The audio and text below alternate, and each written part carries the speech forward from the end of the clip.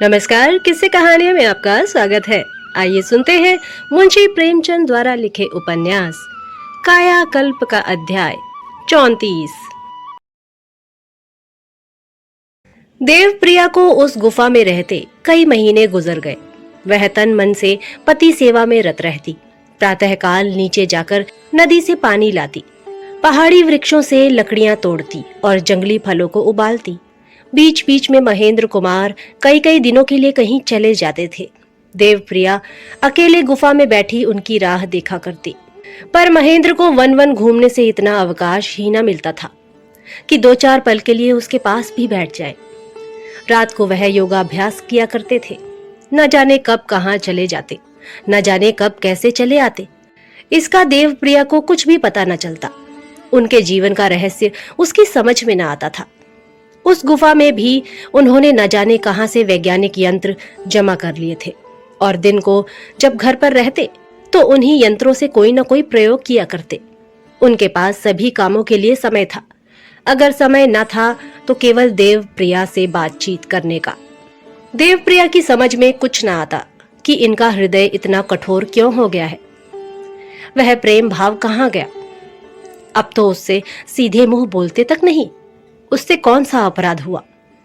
देवप्रिया पति को वन के पक्षियों के साथ विहार करते, हिरणों के साथ खेलते, सो को नचाते, नदी में जल क्रीड़ा करते देखती। प्रेम की इस अमोघ राशि से उसके लिए मुट्ठी भर भी नहीं। उसने कौन सा अपराध किया है? उससे तो वह बोलते तक नहीं। ऐसी अनिंद्य सुंदरी उसने स्वयं न देखी थी। उसने एक सी एक रूपवती रमणियां देखी थी, पर अपने सामने कोई उसकी निगाह में जचती न थी।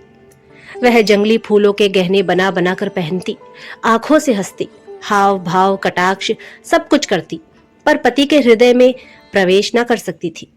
तब वह झुंझला पड़ती कि अगर यों जलाना था तो यौवन दान क्यों दिया? यह बला क्यों मेरे सिर मढ़ी? जिस यौवन को पाकर उसने एक दिन अपने को संसार में सबसे सुखी समझा था, उसी यौवन से अब उसका जी जलता था। वह रूप विहीन होकर स्वामी के चरणों में आश्रय पा सकती तो इस अनुपम सौंदर्य को बासी हार की भांति उतार कर फेंक देती, पर कौन इसका विश्वास दिलाएगा? एक दिन देवप्रिया ने महेंद्र से कहा, तुमने काया तो बदल दी, पर मेरा मन क्यों ना बदल दिया? महेंद्र ने गंभीर भाव से उत्तर दिया, जब तक पूर्व संस्कारों का प्रायश्चित ना हो जाए, मन की भावनाएं नहीं बदल सकती। इन शब्दों का आशय जो कुछ हो, पर देवप्रिया ने यह समझा कि यह मुझसे केवल मेरे पूर्व संस्कारों के कारण घृणा करते हैं। उसका पीड़ित हृदय इस अन्याय से विकल हो उठा। आह, यह इतने कठोर है, इनमें क्षमा का नाम तक नहीं। तो क्या इन्होंने मुझे उन संस्कारों का दंड देने के लिए मेरा कायाकल्प किया? प्रलोभनों में घिरी हुई अबला के प्रति इन्हें जरा भी सहानुभूति नहीं। वह वाक्य शर के समान उसके हृदय में चुभने लगा। पति में वह श्रद्धा ना रही, जीवन से विरक्त हो गई। पति प्रेम का सुख भोगने के लिए ही उसने अपना राज त्याग किया था, पूर्व संस्कारों का दंड भोगने के लिए नहीं। उसने समझा था स्वामी मुझ पर दया करके मेरा उद्धार करने ले जा रहे हैं। उनके हाथों यह दंड सहना उसे स्वीकार न था।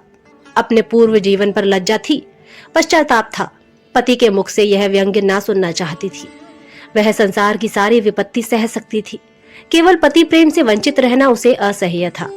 उसने सोचना शुरू किया, क्यों ना चली जाऊं? पति से दूर हटकर कदाचित वह शांत रह सकती थी। दुखती हुई आंखों की अपेक्षा फूटी आंखें ही अच्छी, पर इस वियोग की कल्पना ही से उसका मन भयभीत हो जाता था।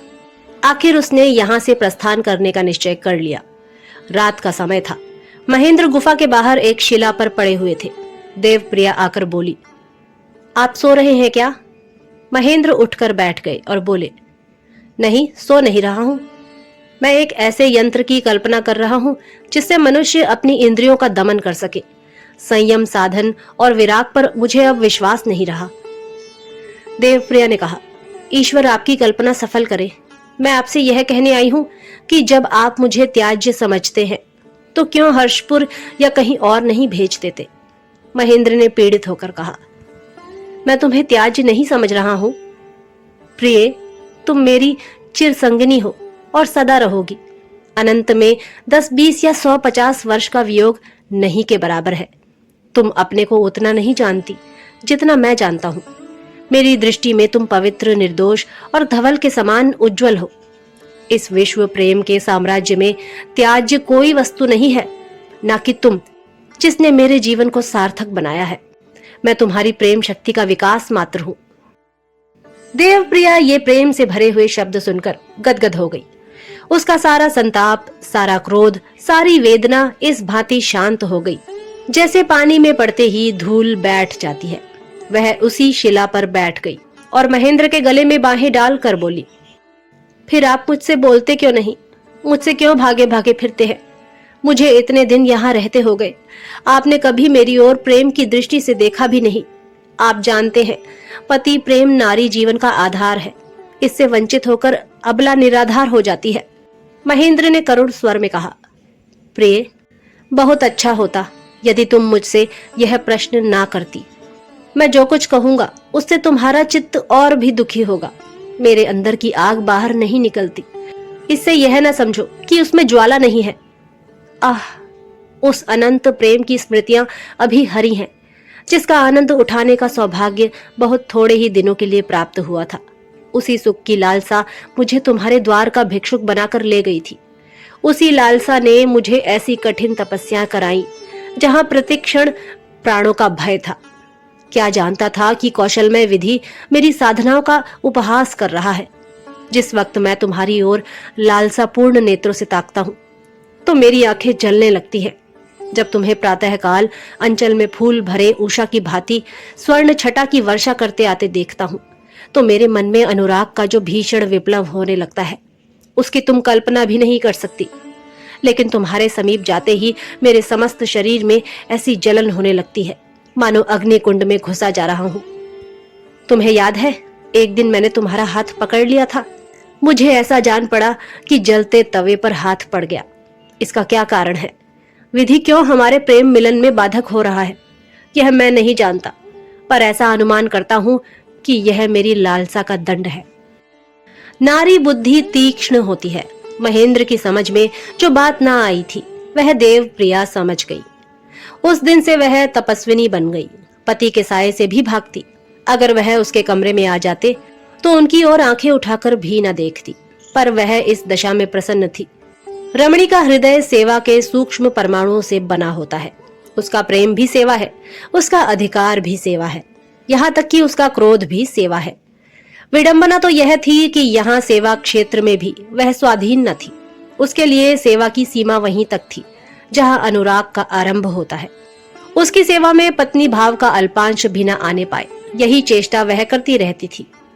अगर विधि को उसके सौभाग्य से आपत्ति है, अगर वह इस अपराध के लिए उसके पति को दंड देना चाहता है, तो देवप्रिया यह साक्षी देने को तैयार थी कि उसने पति प्रेम का उतना ही आनंद उठाया है जितना एक विधवा भी उठा सकती है। एक दिन महेंद्र ने आकर कहा, प्रिय, चलो आज तुम्हें आकाश की सैर करा लाऊं। मेरा हवाई जहाज तैयार हो गया है। महेंद्र ने 7 वर्ष के अनवरत परिश्रम से यह वायुयान बनाया था।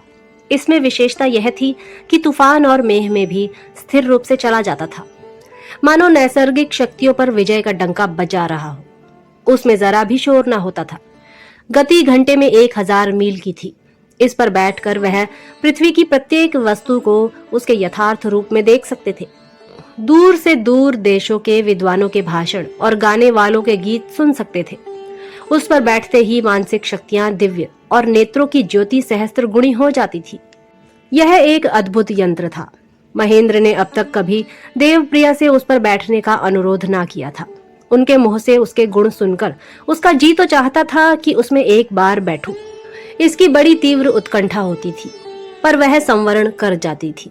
आज यह प्रस्ताव करने पर भी उसने अपनी उत्सुकता को दबाते हुए कहा, आप जाइए, आकाश की सैर कीजिए, मैं अपनी कुटिया में ही मगन हूँ।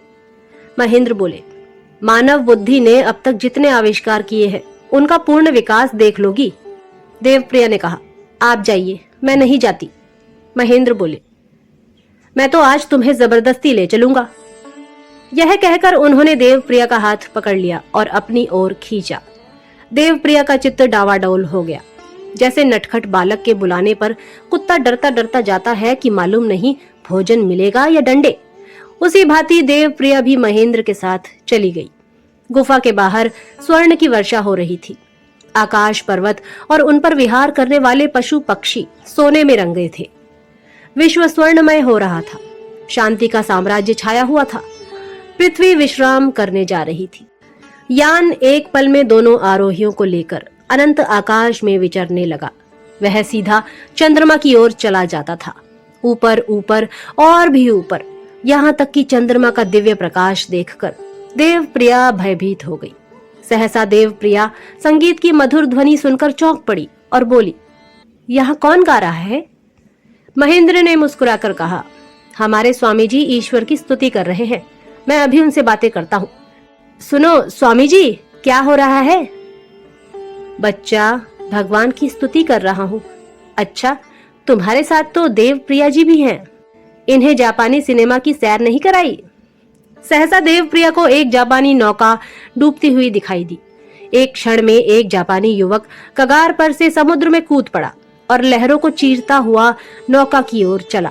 देव प्रिया ने कांपते हुए कहा, कहीं यह बेचारा भी न डूब जाए।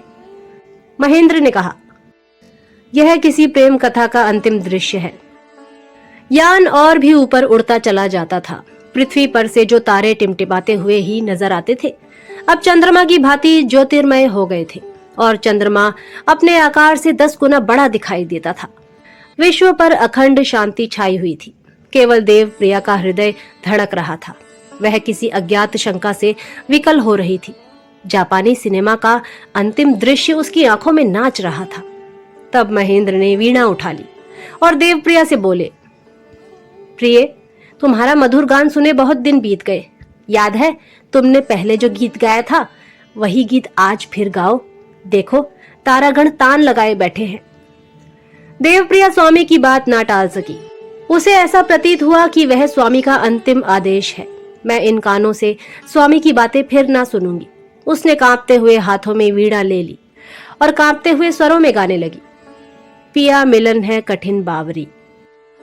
प्रेम, करुणा और नैराश्य से डूबी हुई वह ध्वनि सुनते ही महेंद्र की आंखों से अश्रु धारा बहने लगी। आह!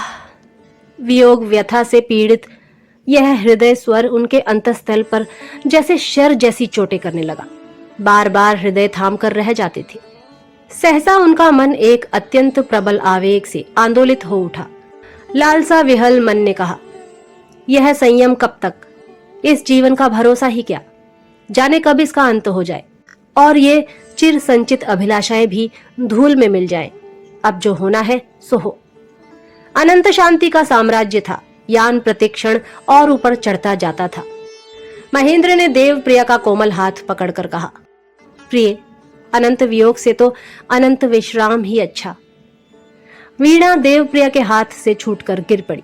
उसने देखा महेंद्र के काम प्रदीप्त अधर उसके मुख के पास आ गए हैं और उनके दोनों हाथ उससे आलिंगित होने के लिए खुले हुए हैं। देव प्रिया एक क्षण, केवल एक क्षण के लिए सब कुछ भूल गई। उसके दोनों हाथ महेंद्र के गले में जा पड़े। एकाएक धमाकों की आवाज हुई। देव प्रिया चौंक पड़ी। उसे मालूम हुआ यान बड़े वेग से नीचे चला जा रहा है। उसने अपने को महेंद्र के करपाश से मुक्त कर लिया और घबराकर बोली, प्राणनाथ, यान नीचे चला जा रहा है। महेंद्र ने कुछ उत्तर ना दिया।